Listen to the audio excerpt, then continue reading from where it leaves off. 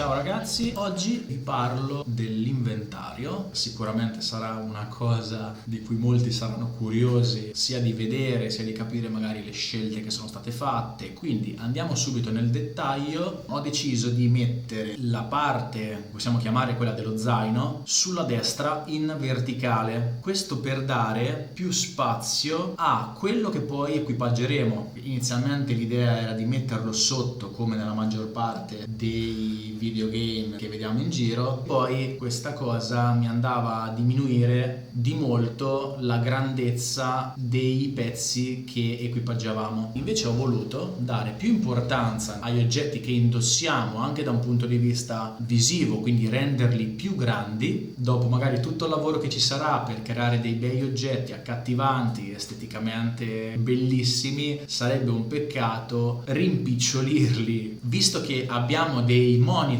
che si sviluppano in larghezza, ho pensato perché non approfittare di questa cosa e anziché incolonnare tutto non andiamo in larghezza. È un inventario 5x12, 60 spazi. Sarà un inventario abbastanza capiente, d'accordo? Quindi mi viene da pensare a Diablo 1, ricordo che c'era un inventario molto piccolo, ogni volta che trovavamo degli oggetti o dovevamo ogni 5 minuti tornare all'accampamento per vendere o molte volte li lasciavamo lì a terra perché ci eravamo stancati di fare questo avanti e dietro per rivendere gli oggetti. Piccola parentesi, non sarà un videogioco in cui la raccolta degli oggetti sarà fondamentale, né per quanto riguarda il doverli rivendere per oro, perché la risorsa oro non ci sarà, perché è stata sostituita dalla risorsa Blood, che sarà direttamente acquisita uccidendo mostri. Quindi la necessità di riempirsi l'inventario con oggetti da poter rivendere per fare oro non ci sarà. Quindi da qui anche la mancata necessità di fare un inventario così grande per tenere oggetti. Gli unici oggetti che dovremo preoccuparci di raccogliere saranno gli oggetti che potrebbero servirci per poterli rivendere ma ad altri giocatori, quindi non per oro ma per risorse, come possono essere le gemme, queste che vedete in basso, 6 oggettini, partendo da in basso a destra il cristallo antico, salendo sopra c'è la runa antica, come vedete c'è una piuma magica, c'è la gemma di sangue, una gemma insanguinata,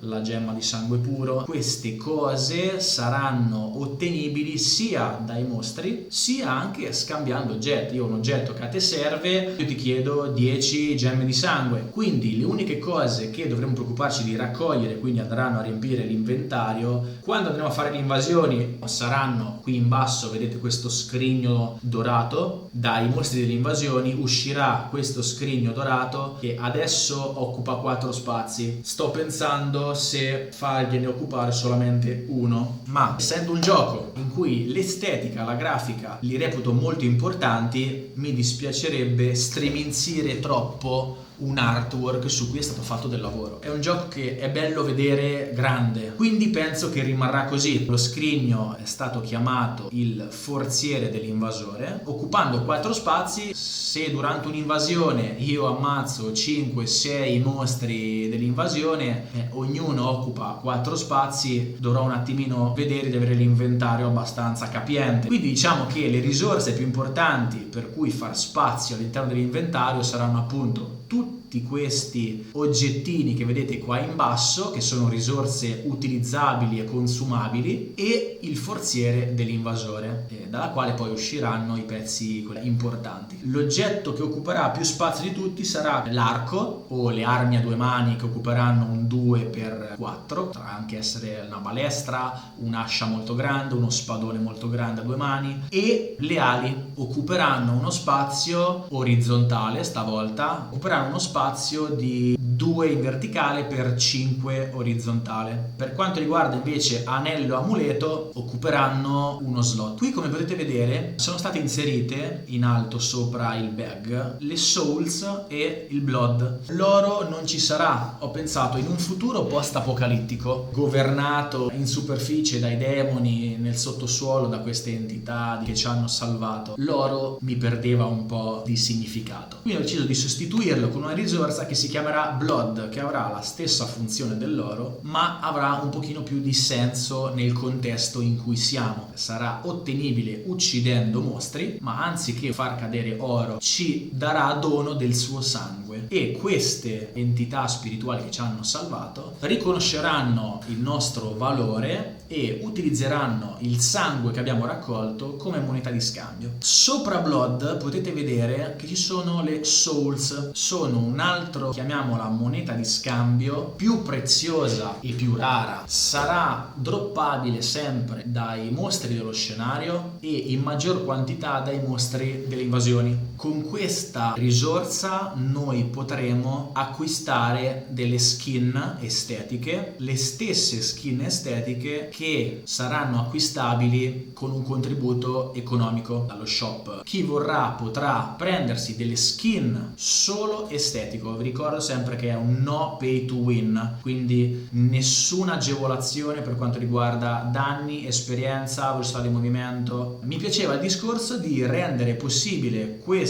acquisto anche a chi non ha soldi da spendere, ma a chi ha soltanto tempo e voglia e piacere di giocare. Chi non potrà permettersi subito pagando una skin particolare potrà però, uccidendo mostri, raccogliere piano piano questa risorsa e poi andare sul sito e spenderla come gli piacerà. Passiamo adesso agli oggetti equipaggiati. Partiamo dalle ali. Su Kingdom Duels, come sapete, ogni categoria, quindi dal Dark Knight all'Hunter al Wizard, avrà la propria tipologia di ala. Inizialmente ci saranno ali di primo livello, ali di secondo livello, poi vedremo per le ali di terzo livello se metterle subito, se metterle più avanti, vedremo un attimino cose come andranno. Questo è un esempio di un equipaggiamento da Wizard, quindi 5 pezzi di equipaggiamento. Per quanto riguarda l'amuleto avrà delle caratteristiche offensive, gli anelli avranno le stesse caratteristiche che avranno i 5 pezzi dell'equipaggiamento. Come potete vedere non ci sono quei rettangolini con scritto 1 e 2 che stavano ad indicare praticamente il cambio veloce di armi equipaggiate. Questa cosa non mi piaceva e anche questo discorso di cambiare subito armamentario non mi è mai piaciuto. Quindi ho ipotizzato questa scelta in cui nel momento in cui andiamo ad inserire nel nostro slot un'arma a 2 mani, subito lo slot dell'arma secondaria svanisce e rimane solamente uno slot con la nostra arma a 2 mani. Nel momento in cui invece andremo a rimuovere l'arma a 2 mani, ricompariranno i 2 rettangoli che daranno la possibilità di mettere o 2 armi a una mano o un'arma a una mano e uno scudo. Poi qua in basso questi quadratini rossi, uno rappresenta il nostro personaggio. Cliccando si aprirà sulla sinistra una schermata in cui potremo ammirare il nostro personaggio in tutta la sua bellezza, dandolo di 360 gradi. Qua di fianco invece è semplicemente il bottone della X, quindi per uscire dalla schermata dell'inventario. Per chi di voi si stesse domandando che cos'è questo libro qua su in alto a sinistra, l'ho chiamato il libro proibito. Sarà un'innovazione molto grossa. Sarò sincero, in tutti questi anni in cui ho giocato a titoli di questi tipi non ho mai visto una cosa del genere, per questo dico un'innovazione. Non posso spoilerare nulla al momento perché ho un po' paura che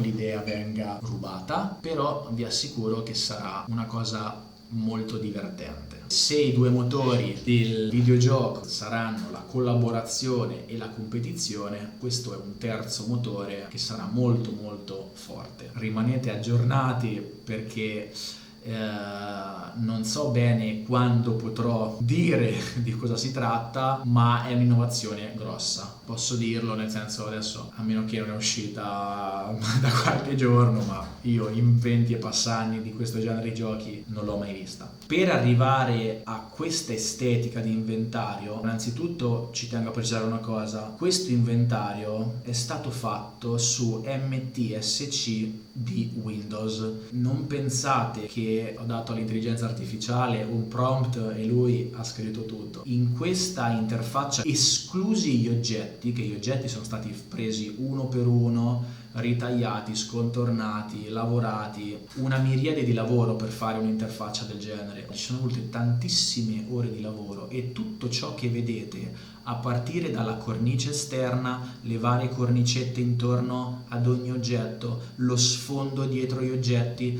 lo sfondo con i teschi, il demone sopra la scritta inventario, anche questi due quadratini, quello con il cavaliere e la X, tutto realizzato singolarmente e poi assemblato. In questa interfaccia che voi vedete ci saranno all'incirca 100 elementi differenti. Questo è per quanto riguarda l'inventario.